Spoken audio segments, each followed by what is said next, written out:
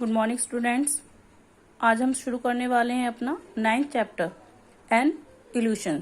ठीक है, तो ये इल्यूशन मीन्स होता है एक मृग तृष्णा। तृष्णा मतलब इच्छा बहुत ज़्यादा। ठीक है, तो चैप्टर को रीड करेंगे तो आपको अच्छे से ये क्लियर होगा। A rich man had a big house. एक अमीर आदमी था जिसका एक बहुत बड़ा घर था। Next to him lived a poor man in very small house. उसके अगले ही नेक्स्ट डोर होता है पड़ोस में, अगले ही दरवाजे पर कौन रहता था? एक स्मॉल हाउस था। Whenever ladies of two housemate, जब भी उन दोनों घरों की लेडीज आपस में मिलती थी, they talked about the food they had prepared in their respective houses. जब वो आपस में मिलती थी तो वो बातें करती थी कि तुमने अपने घर पर क्या बनाया और तुमने क्या बनाया। The rich man wife would say that she had prepared potatoes और अ मिक्स ऑफ पल्सेस। तो जो रिच लेडीज थी वो कहती थी मैंने आलू और मिक्स दाल बनाई थी। The poor man's wife would say that she had prepared cheese और a sweet dish of rice and milk. अब जो पुअर लेडीज थी वो कहती थी मैंने चीज और स्वीट डिश बनाई थी, जो कि किसकी थी? चावल की और मिल्क की। This sometime irritate the rich mains wife. ये सब बातें कई बार उस रिच लेडीज को इरिटेट करती थी। उसे ऐसा लगता था कि हम तो इतना ऐसा खाना खाते हैं और ये पुअर होकर भी ऐसा खाते हैं। The rich man wife one day said to her husband. एक दिन रिच मैन की वाइफ ने अपने हस्बैंड से पूछा, how is it that we eat so simple a diet and these poor people eat rich and costly food. हम इतने अमीर हैं फिर भी हम ऐसा सिंपल खाना खाते हैं और वो गरीब हैं और इतना कॉस्टली खाना खाते हैं, ऐसा क्यों है? The rich man said they eat rich and costly food because they are under no illusion. अब रिच मैन क्या कहता है कि वो कॉस्टली फूड इसलिए खाते क्योंकि they are under no illusion, क्योंकि उन्हें मृग तृष्णा के बारे में नहीं पता कि उन्हें आगे कैसी स्थिति आने वाली है। Once they are under that illusion they will not eat the costly food. जब उसे इस इल्यूशंस के बारे में पता चलेगा तो वो ये खाना नहीं खा पाएंगे। The wife asked him what is this illusion. अब वाइफ कहती है इल्यूशन क्या चीज है? The rich man replied that he would soon explain it to her. Rich man ने कहा कि बहुत जल्दी मैं आपको इसके बारे में बताऊंगा। आगे देखिए।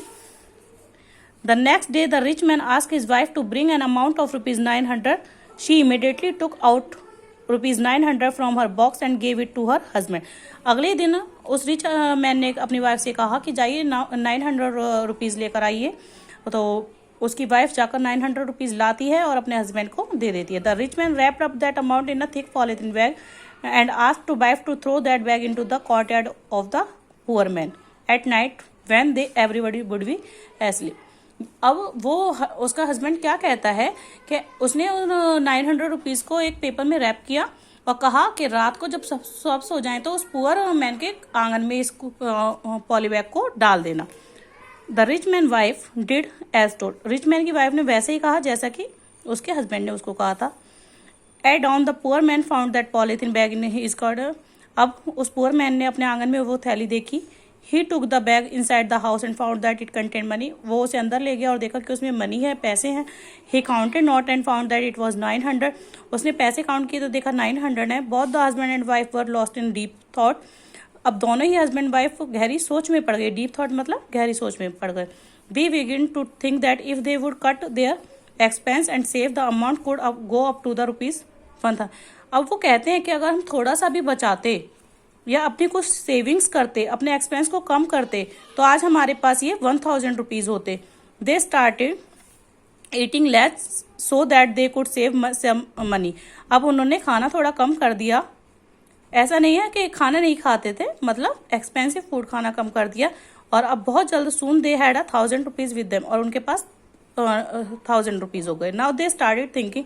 अब वो सोचने लगे हैड वी केयर्ड अर्लियर, अगर हम ये पहले ही सोच लेते we could save lot of money by now. अब हमारे पास बहुत पैसे होते अगर हम ये बात पहले ही सोच लेते जो हम एक्सपेंस करते थे। They repented over their carelessness and started saving vigorously. तो अब उन्होंने अपनी इस असावधानी को समझा और उन्होंने आगे से पैसे बचाना स्टार्ट किया।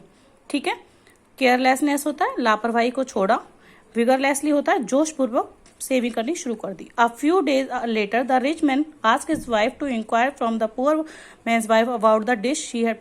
अब कुछ दिनों बाद वो रिच मैन कहता है अपनी वाइफ से, जाइए अब जाकर पूछिए उस पुअर मैन की वाइफ से क्या वो अपने घर में क्या खाना बनाती हैं। She did accordingly ask the poor man's wife who replied. ऐसे ही उसने इसी के जैसे पहले पूछती थी उस रिच लेडी ने उससे पूछा, तो पुअर लेडी क्या रिस्पॉन्स करती है, I have ground a mix sauce of chillies and onion. अब वो कहती है कि मैंने क्या करा है, सॉस बनाई है चिलीज और ऑनियन की।